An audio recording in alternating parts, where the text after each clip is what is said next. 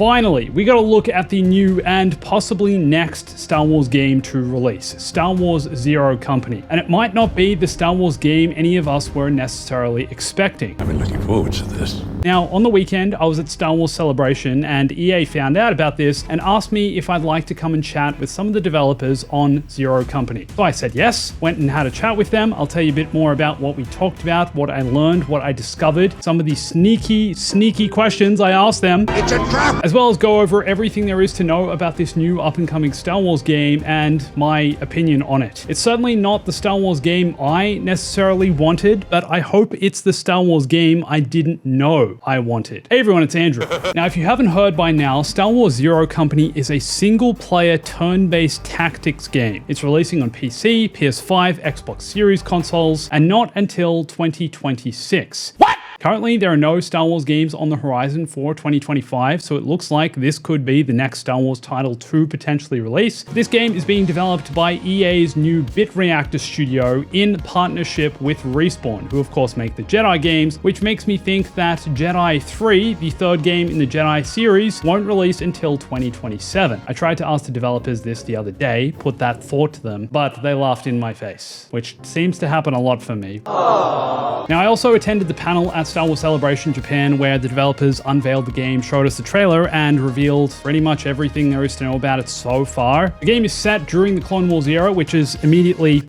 exactly what I want. Clone Wars games, please, give me more of. Speak like Master Yoda, I do now. But it's not going to be focused on any major Clone Wars battles. Instead, this is the war beneath the war. You'll lead a special, unconventional outfit of ragtag warriors in turn-based strategy, which the developers are saying will be different to potentially anything we've ever seen before. Now, some of the developers who are working on this game who make up Bit Reactor are former XCOM devs. And yes, XCOM is definitely an inspiration for Zero Company, but the developers really seem to be stressing the point that this strategy game will do things that no other strategy game has necessarily done before. The idea for this strategy game is for it to have broad appeal, for it to be appealing to even the more casual gamer, but not trade that audience for the amount of depth that goes into the game and what you're able to do with it. But part of this, I believe, will be achieved by what the developers said would be the quality and graphic fidelity of the game, the visuals. Where with previous strategy games that are focused heavily on depth, you trade that depth for the game looking visually stunning, whereas with this game, they want to potentially do both. What I think is going to be most interesting about Zero Company is the fact that no two playthroughs will necessarily be the same, that the choices and decisions you make during gameplay will have an effect on the broader landscape of your characters and potentially the galaxy, that you can customize a multitude of characters that you use in the game, including this guy. You play as Hawks. Hawks is a disgraced Republic officer who's now leading Zero Company through a war you don't see, the one fought in the shadows. And as you play through, you'll recruit a number of other customizable characters to form your squad. This for me is where it gets really interesting. Even though there are other characters in the game, like Trick, a clone soldier who's part of your squad, Tell, a Tognath Jedi Padawan, Luco Bronk, a sharpshooter from Umbara, and Clay Cuervo, an infamous Mandalorian gunslinger, it sounds like there will also be others you can recruit and form your squad and fully customize. So the devs hinted at being able to lead an entire squad of astromech droids, and this is your Zero Company. But if they're giving us the option for a complete unit of astromech droids, I also don't see why they wouldn't let us also play as an entire unit of clone troopers, as Mandalorians, as potentially even Jedi. Orcs, the main character, is also completely customizable, even down to species, gender. You can change the way his voice sounds. But player choice in this game seems to be more pivotal than potentially in any other Star Wars game. As you play through, characters will form bonds which unlock new abilities in battle, but the thing that really interests me here is permadeath. If a character dies in your playthrough, they're dead forever and they ain't coming back. Oh my. I believe there's also a gameplay option to play the entire game with permadeath, which I think means if your main character dies in combat, then you maybe need to restart the entire game. That's for the more hardcore gamers, of which I am not one of. So I will be playing likely on the easier difficulty, but in that sense, squad members can still die. But my first question here, and one that I asked the developers, was if squad members can die and different characters can die in different playthroughs, how does that then affect the Star Wars canon? How do these characters and these stories fall into that canon? And even though the developers once again kind of laughed in my face and said, haha, we're not really ready to reveal that yet, Andrew, stop asking us annoying questions that you know we can't answer, I believe it was kind of hinted at that because these are the wars beneath the wars, because we don't know really too much about these characters at all, and they're kind of fighting in the shadows, all mysterious like, it seems like the way in which this will fit into Star Wars canon will be the same way as a myth. Hey, there was a ragtag team called Zero Company, and some of them might have survived and some of them might have not. And that's as much as will go into the canon. Perhaps. That's my theory anyway. What's your theory? Let me know in the comments.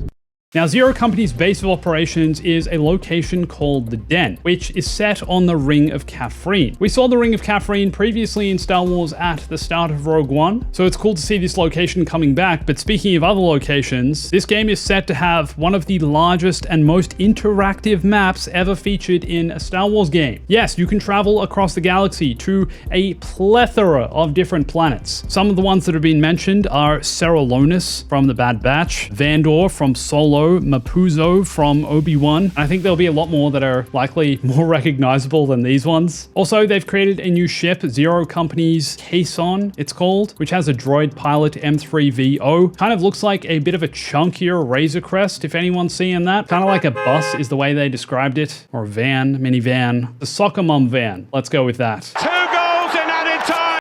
Now, the thing I was a bit worried about, and something I even asked the developers about, was that this game still feels kinda niche. I said to the developers, hey, how are you trying to make this kind of different to the Star Wars Squadrons approach where, hey, you have the freedom to do pretty much anything you want and create the exact game you want, which I'm so glad Disney and Lucasfilm and EA are all granting the studios permission to do. And yes, a game like Star Wars Squadrons is a great game, but is this for too niche an audience? Yes, strategy games can be wildly popular, of course, and people still play games like Empire at War, which I think is so sick. But I guess what I'm trying to say here is that this isn't Battlefront 3. This isn't the multiplayer, large-scale Star Wars game that I think is missing in the market right now, the multiplayer experience that Battlefront 2 kind of still fulfills. And so to answer this, the developers basically said to me, we're trying to change what the turn-based strategy genre looks like. And like I said before, this game is trying to do things that strategy-based games haven't really done before, which is combine the depth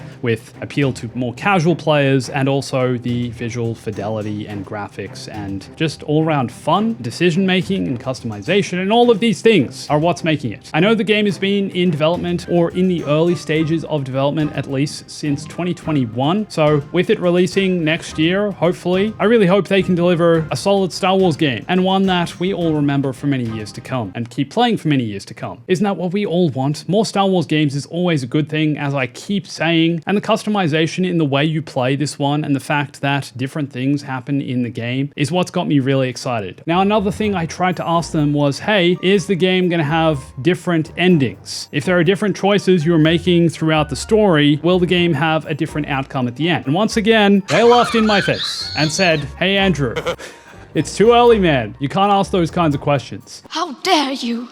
But they did seem to hint at the fact that, yes, even though no two playthroughs are necessarily the same, there will be certain major story beats throughout the narrative that will be in everyone's playthrough. But they wouldn't say yes or no for multiple endings, which makes me think there really could be multiple endings. It definitely could be a thing. As with any new Star Wars game or release, I am cautiously optimistic about Star Wars Zero Company. I think there's definitely a lot of potential here, even though it's not necessarily the Star Wars game I was looking for, but like I said at the start of the video, I hope it's the Star Wars game I never knew I needed. So what are your thoughts on Zero Company? You excited about this game? Is it the Star Wars game you wanted? Does it surprise you? Let me know. Follow me on Instagram, Twitter, the others, everywhere else. Watch this video for more Star Wars. Subscribe and Stay bombastic.